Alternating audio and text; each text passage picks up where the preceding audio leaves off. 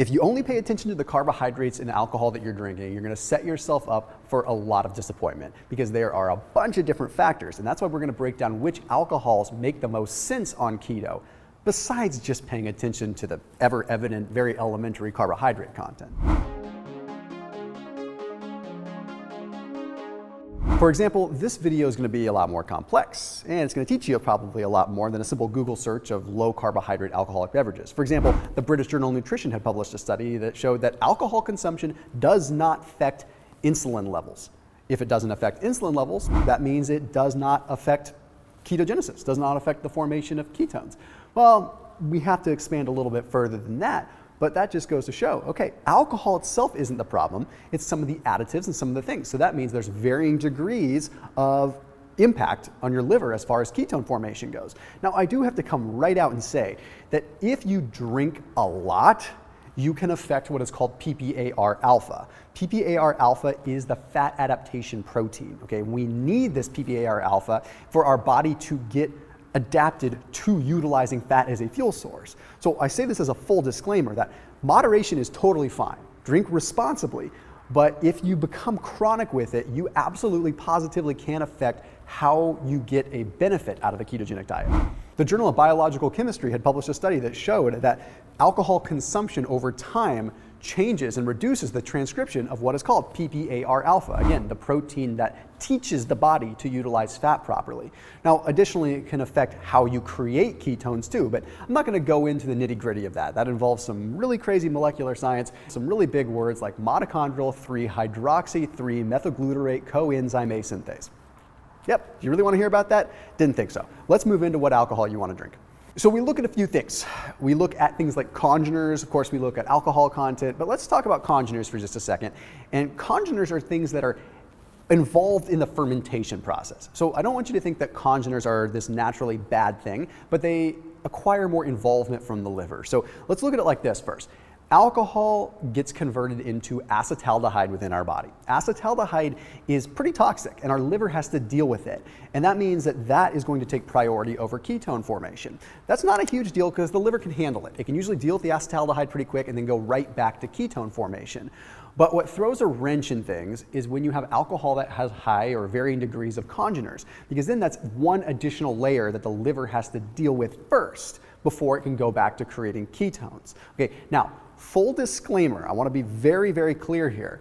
People have different responses and different tolerances to alcohols and even different congeners. The best way overall is to test your blood ketone levels depending on when you drink. So test your ketone levels before you drink, during a drinking episode, and after, and see where you land. And that way you can kind of determine where your threshold is. The ketone meter that I recommend is called Keto Mojo, and they are down below. They really are the gold standard when it comes to measuring your ketones, because not only can you measure your ketones, you can also measure your glucose, and then it can also measure the relationship between glucose and ketones. Okay, so your glucose-ketone kind of relationship there, which is very important. It shows the difference between your glucose levels and your ketone levels, because you don't always need to have high ketone levels. You want to be paying attention to the difference between your ketone levels and your glucose levels, and it spells it out very clearly. So highly recommend you check them out. I've worked with them for years. They've been a supporter of this channel for years, and they are my trusted go-to ketone blood testing meter. So check them out down below in the description after this video, and if you use that link, you can save a couple bucks as well. So highly recommend them down below. So congeners are substances that are created during fermentation. So methanol, acetone, tannins, esters, things like that.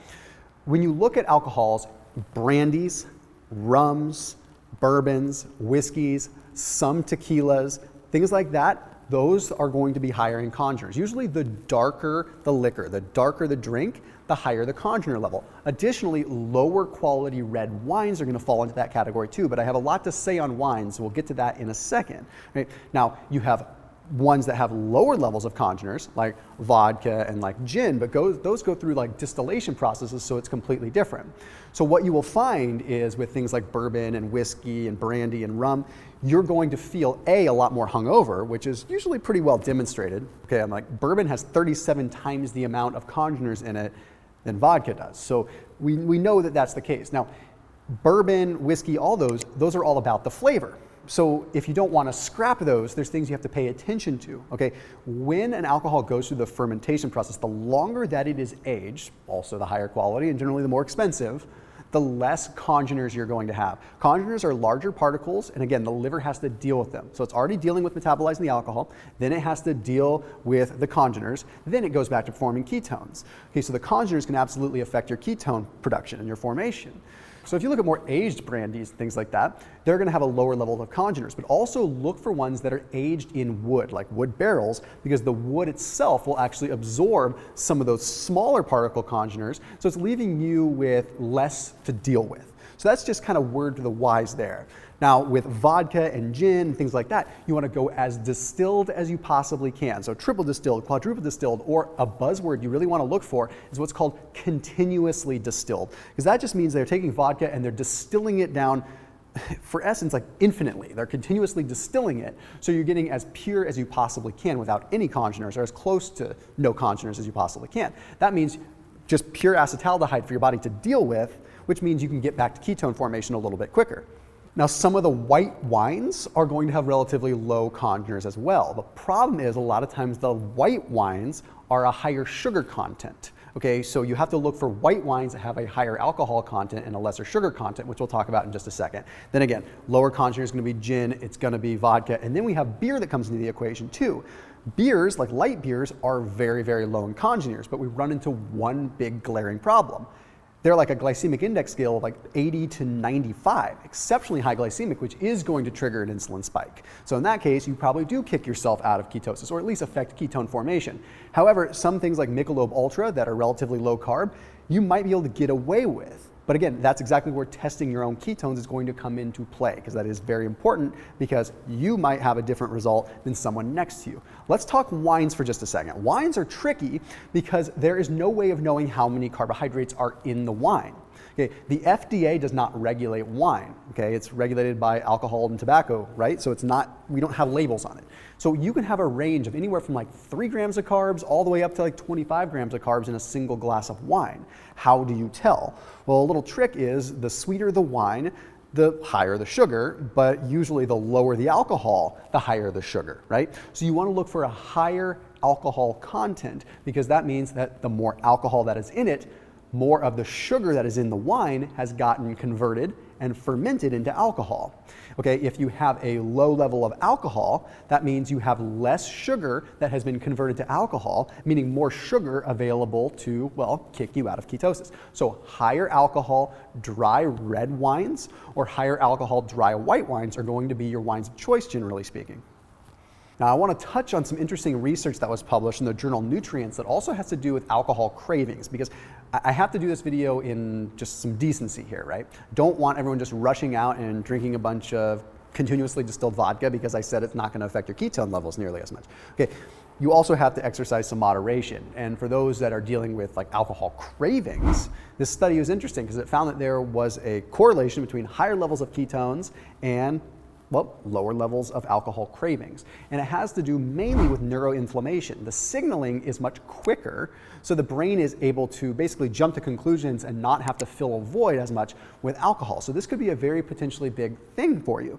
But additionally, if you're trying to lessen the load, lessen the impact on your body, I do think that staying in a higher degree of ketosis is probably going to help you, A, with the cravings, but B, it's going to force you into using alcohols that are a little bit less impactful on the liver. So again, just to recap here, wines, higher alcohol, predominantly red, so you get a little bit of benefit there. Otherwise, high alcohol, white wine. Okay, then we want to lean into continuously distilled vodka. We want to lean into gin a little bit more. Then the next kind of gray area is going to be tequila. And then in the lower category that we really want to stay away from, we have the bourbons, the whiskeys, the brandies, and the rums, but we want to go for aged versions of those that are predominantly aged in wood. I know you spend more money on those, but those are delicacy beverages anyway, that you probably should be investing that category. If you're looking to drink just to drink, then you probably want to lean into the cheaper vodkas and things like that, because you're going to have less impact with a cheaper vodka than you would with even the highest quality brandy. Not that I'm saying you should just go get cheap stuff, but anyway, I digress. I'll see you tomorrow.